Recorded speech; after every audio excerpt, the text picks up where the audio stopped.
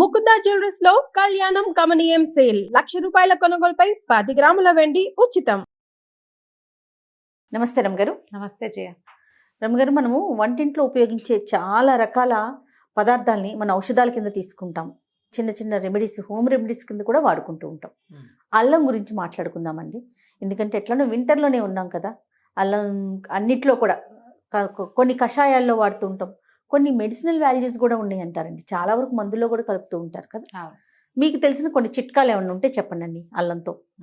అల్లం బహుగుణ ప్రయోజనకారి, చాలా రకాలుగా ఉపయోగపడుతుంది. ఎక్కువగా డైజెషన్కి బాగుంటుంది, డైజెస్టివ్ సిస్టమ్కి హెల్ప్ చేస్తుంది అంటారు. తర్వాత దీంట్లో యాంటీ క్యాన్సర్ గుణాలు ఉన్నాయని, క్యాన్సర్ని తగ్గించేందుకు లేదా క్యాన్సర్తో ఫైట్ చేసేందుకు కొన్ని గుణాలు ఉన్నాయంటారు. మనకి అల్లము ఇవాళ రేపో నిన్నో పుట్టింది ఏం కాదు, మన పురాతన కాలపు వంటకాల నుంచే ఉన్నది. వంటల్లోనే మనం విరివిగా వాడుకుంటాం దాన్ని. ప్రత్యేకంగా చూడు, అల్లంతో పచ్చళ్ళు చేసుకుంటాం. తర్వాత పెసరపప్పుతో చేసే చాలా పదార్థాలలో అల్లం యాడ్ చేస్తాం. శనగపప్పుతోటి శనగలు అవి వాటిని ఏదైనా చేసేటప్పుడు అల్లం యాడ్ చేస్తాం.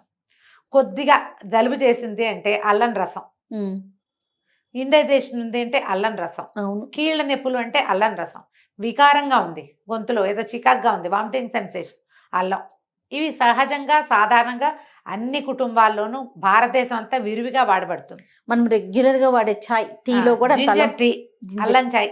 అల్లం చాయే కాదు రమ్మగారు, మామూలు టీలో కూడా ఇంత ముక్క వేసుకుంటాం కదా. అంతే, అంటే దాన్నే జింజర్ చాయ్ అని వేస్తాం. దాన్నే జింజర్ చాయ్. ఓకే. జింజరే తోటే ఒట్టిగా నీళ్లు మరగబెట్టి కాస్త అల్లం వేసి మరగబెట్టి తాగినా కూడా నీళ్లు మనకి కంఠాలకి తెరిపిగా ఉంటుంది, పొట్టలో కొంచెం ఘాటుకి ముక్కుకి బాగుంటుంది. సో శ్వాసకోశ వ్యాధుల్లో కూడా అల్లాన్ని ఒక మోతాదులో వాడుకోవచ్చు. అవును, మోతాదుగా వాడాలి. దీంట్లో కొంత రూక్ష గుణం కూడా ఉంటుంది, చిన్న మండేది ఉంటుంది. కొద్ది మందికి సూట్ కాకపోవచ్చు. అవును, అందరికీ కాదు, కొంతమందికి. పసిపిల్లలకి డైరెక్ట్గా ఇచ్చే సాధనం కాదు ఇది. కొంచెం బాగా అంత అయిన పిల్లలకి ఒక నెలకంత ఒక అల్లం ముక్క చిన్నది, ఒక 10 తులసాకులు, కొంచెం మిరియాలు దంచి చిన్న కషాయం కాన్కాషన్ లాగా కాచిస్తే స్టార్టింగ్ జలుబులు ఉంటాయి కదా, అవి తగ్గుతాయి.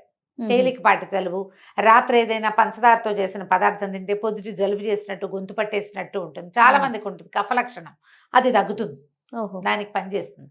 అన్నం అరుగుదలకి రాదు, కొంతమందికి వికార పెడుతూ ఉంటుంది, ఎప్పుడు వామిటింగ్ సెన్సేషన్. ఈ అల్లాన్ని కొంచెం నిమ్మరసంలో ఉప్పేసి అల్లం ముక్కని కాసేపు నాననిచ్చి ఆ ఉప్పు అద్దిన అల్లాన్ని నోట్లో వేసుకుని చప్పరిచ్చి మెల్లిగా రసం మింగుతుంటే వికారం వచ్చే లక్షణం తగ్గిపోతుంది.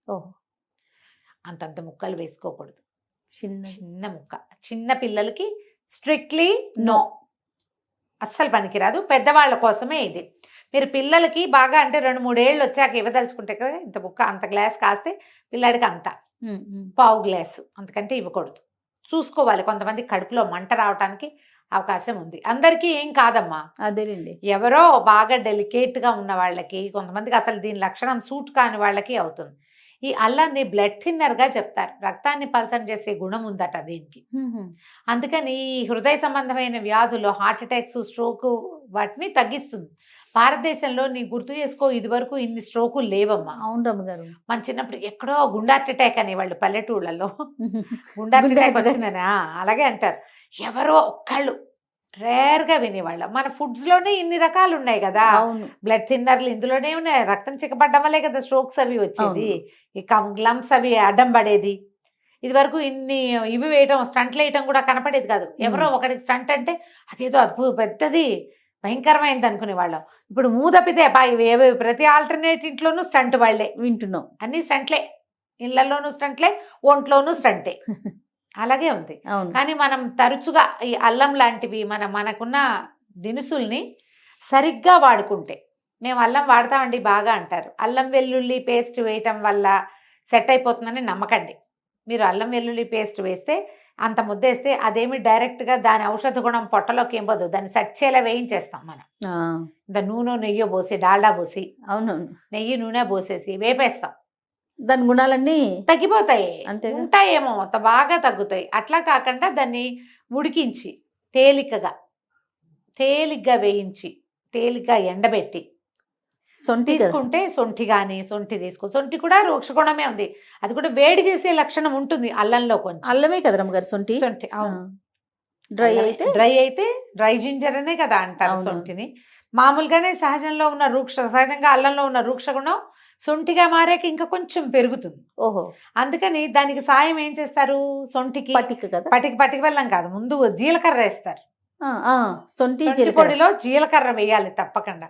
సొంటి పొడి వీడియోలు మన ఛానల్లో ఉన్నాయి, చూడండి కావాలంటే. బాలింతలకు పెట్టచ్చు. ఈ శీతాకాలం అంతా సొంఠి తీసుకోవచ్చు మనం. అవును. రోజు కాకుండా రోజు విడిచి రోజు ఒక్క పూట, 2 పూట్ల కాదు, ఒక్క పూట చిటికెడు. సరిగ్గా మీరు నా వేళ్ళు మాత్రం గమనించండి. మీరు ఇంత తీసుకుంటే ఎంత వస్తుంది? అంత. మొదటి ముద్దలో వేసుకుని ఒకసారి స్పూన్ నెయ్యి వేసుకుని ఒక చిటికెడు ఉప్పు కలుపుకొని కనుక తింటే మంచి హీట్ పెరుగుతుంది బాడీలో. చలి బాధలు తగ్గుముఖం పడతాయి. చలి వల్ల మనం కూర్చుంటామా చాలాసేపు, లేస్తుంటే థైస్, పిక్కలు, నడుం భాగాల్లో ఏం మనకు రెగ్యులర్ నొప్పులు కాదు, కానీ బిగుసుపోయినట్టుండి నొప్పులు అనిపిస్తూ ఉంటాయి. ఉంటుంది. చాలాసేపు కూర్చుంటే ఫ్యాన్ కింద కూర్చున్నా, ఎక్కడ కూర్చున్నా కూడా చలికాలం అలా ఉంటుంది. ఆ లక్షణం తగ్గుతుంది. ఓకే. సొంటి పొడి వేసుకోవాలి చక్కగా అన్నంలో. బాలింతలకి పెట్టచ్చు. ఇది మనకి అలవాటైనవి పాతకాలం నుంచి. ఇదేం కొత్త విషయం కాదు. మీరు సరిగ్గా ఆలోచిస్తే మీ ఇంట్లో ఎన్నిసార్లు వాడుతున్నామో అది మీకే గుర్తొస్తుంది. అవును. ఏ సందర్భాల్లో వాడుతున్నామో ఆయా సందర్భాలు మానద్దు. పెసరపప్పుతో చేసే ఆహార పదార్థాల్లో అల్లం యాడ్ చేయండి. తర్వాత ఏమో శనగలతోటి మనం కూరలు చేసాం, చోలే వాటిలలో చక్కగా అల్లం వేసేసేయండి. టీలో అల్లం వేసుకోండి.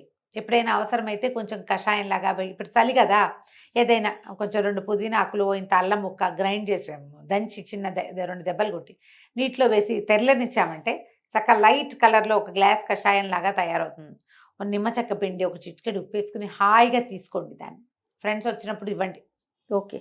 మీరు హెవీగా భోజనం చేసిన తర్వాత కూడా ఇలాంటి జింజర్ టీలు అవి ఇస్తే, జింజర్ డికాక్షన్స్, జింజర్ కషాయాలు ఇస్తే అన్నం అరుగుదలకు వస్తుంది.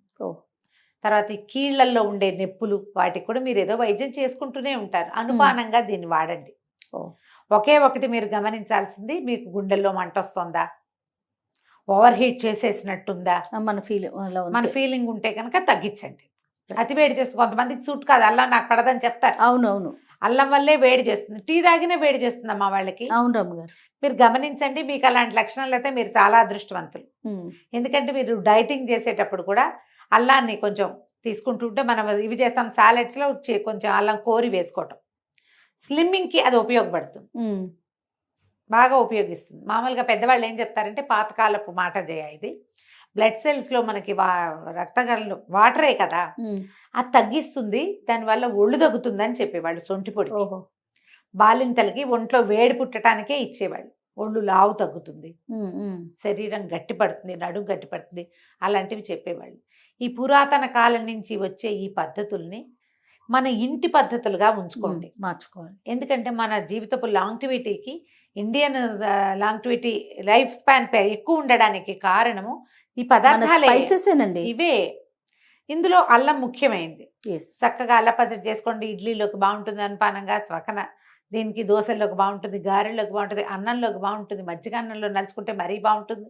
నేను ఇంకో పని చేస్తా చెప్తా.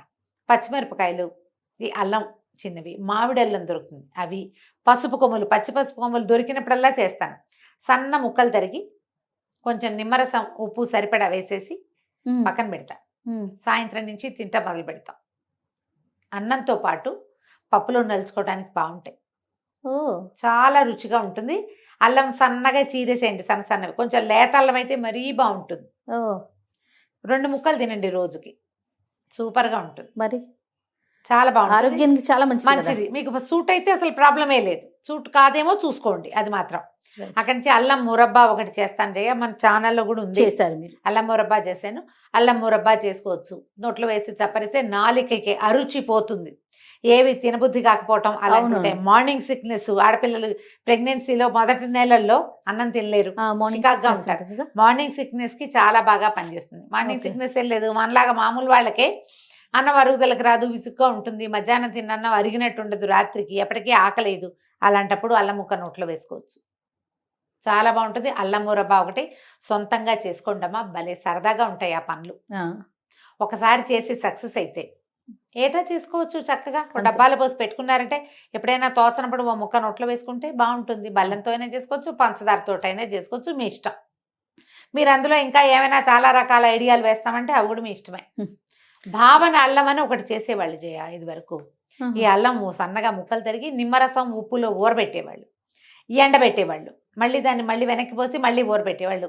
చిన్న పులుపు ఉప్పు పట్టిన అల్లం ముక్కలని భావన చేసిన అల్లం అనేవాళ్ళు. ఓహో. మా తాతగారి కోసం చేసేవాళ్ళు మా ఇంట్లో. చిన్నప్పుడు ఎండబెడితే తినేస్తుండేదాన్ని. ఆ. భావన చేసిన జీలకర్ర, భావన చేసిన అల్లం 2 పెట్టేవాళ్ళు. డైజెషన్కి పనిచేస్తుంది. వాటికి పని చేస్తుంది. కొంతమందికి ఒక రకమైన లో ఫీవర్ ఉంటుంది, దానికి భావన జీలకర్ర అల్లము పనిచేస్తాయని చెప్పేవాళ్ళు. ఓహో. తాతగారికి ఆ సమస్య ఉండేది, అందుకని ఎప్పుడు అది పెడుతూ ఉండేవాళ్ళు. ఎండలో ఎండబెడితే అటొచ్చి ఇటొచ్చి కొంచెం కొంచెం నోట్లో వేసేది. సాయంత్రాన్ని పళ్ళు పులిసిపోయేవి. ఓ. చాలా తినేస్తారు పిల్లలకి. అవును. ఏముంది అంటే పిల్లలు అంటే ఎవరో కదా, మీరే. తింటుండేదాన్ని నేను. అది తలుచుకున్నప్పుడు నాస్టాలజిక్గా అనిపిస్తుంది. ఒక 6-7 వయసులో అలాంటివి తిన్న జ్ఞాపకం వస్తాయి కదా. అవునుగా. మీ పిల్లలకు కూడా ఇలాంటి అద్భుతమైన విషయాలను మీరు చూపించవచ్చు. వీటిని ఎలా చేయాలో జస్ట్ కొంచెం చూసుకోండి. శీతాకాలం హాయిగా చేసుకోవచ్చు, చక్కగా సంవత్సరం అంతా నిలవ పెట్టుకోవచ్చు. డైజెషన్ సమస్యలు ఉన్నప్పుడు ఇది పిల్లలకు కూడా ఇవ్వచ్చు, మీరు కూడా తీసుకోవచ్చు. ట్రై తప్పకుండా. చేసి చూడండి. ఏదో మనకు తెలిసిన కొన్ని ఉపయోగాలే చెప్తున్నాం, చెప్తున్నాం. ఇంకా తెలియనివి ఎన్ని ఎన్నో. ఉన్నాయి కదా రవి గారు. రైట్ అండి, నమస్తే. నమస్తే జయ.